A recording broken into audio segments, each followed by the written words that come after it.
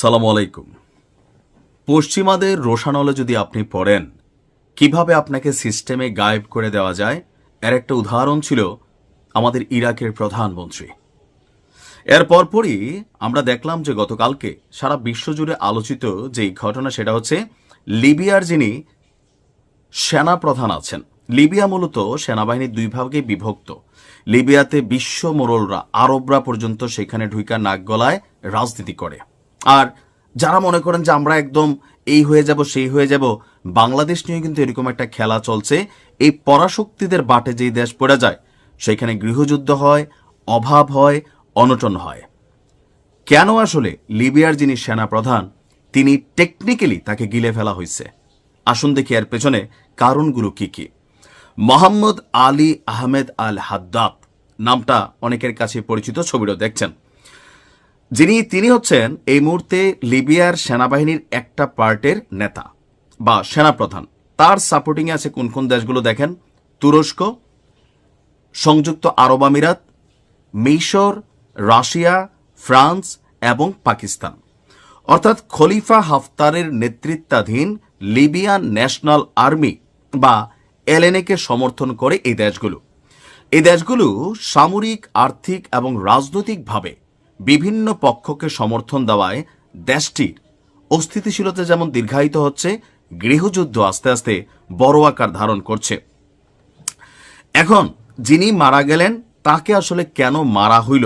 এখন আমরা সবাই আপাত দৃষ্টিতে দেখছি কি তিনি বিমান দুর্ঘটনায় নিহত হয়েছেন। শুধু তিনি না, তার সাথে আরো বেশ কয়েকজন ব্যক্তি। ঘটনার প্রেক্ষাপট হচ্ছে, আমরা যদি দেখি যে এখানে আল জাজিরা তাদের এক প্রতিবেদন করছে।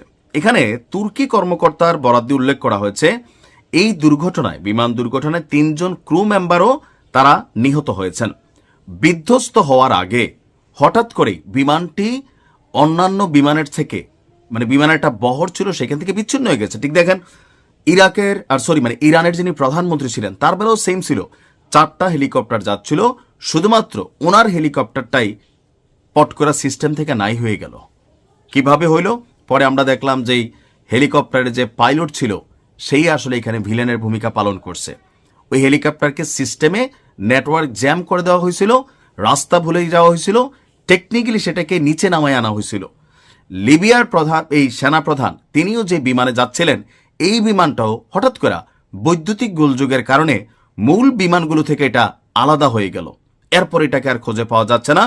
এরপর যখন এটাকে আমরা পাইলাম তখন আমরা দেখলাম সবাই শাহাদাত বরণ করেছে।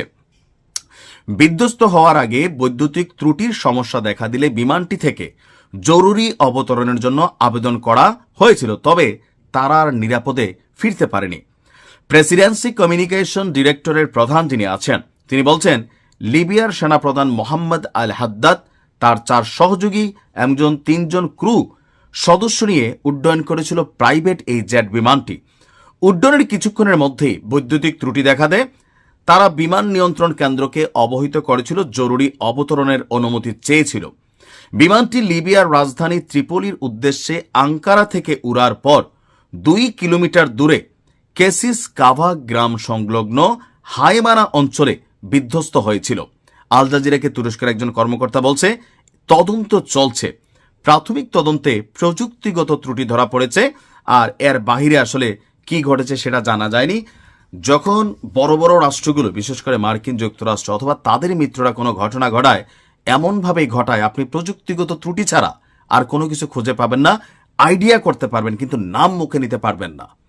এই টোটাল ঘটনায় তুরস্কের সাথে এই সেনাপ্রধানের হৃদ্যতা সম্পর্কের ভালো যেই অবস্থানটা, বিপরীত দিকে লিবিয়ার যেই আরেক সেনাপ্রধান আছেন বা এখানে 2টা পার্টি তারা রাজনীতি করে, তারা তাদের সম্পর্কে তথ্যপাত্র দেওয়া, এই টিমটাকে শেষ করে দেওয়া, পশ্চিমাদের ইশারা ইঙ্গিতে কাজ করা, এই ভূমিকাটাই চলছিল। এতে কার ক্ষতি হয়েছে? বেসিক্যালি লিবিয়ার হয়েছে। আর অন্যান্য রাষ্ট্র যারা এখানে খেলতেছিল তারা আজকে তাকে গ্রহণ করছে, কালকে আরেকজনকে বসাই দিবে। রাজনীতি কন্ট্রোল হয় দেশের বাহির থেকে। যখন নিজ দেশের মধ্যে বহিরা দেশের শেল্টার আপনি নিয়ে আসবেন, ওই দেশ ধ্বংস হইতে বেশিক্ষণ সময় লাগে না। তার এক জ্বলন্ত উদাহরণ কিন্তু আজকের দিনে লিবিয়া। বাংলাদেশকেও সাবধান করছি, এত ঘন ঘন মিত্র আনা, ডাইকা আনা, এগুলো দরকার নাই। ভালো থাকুন।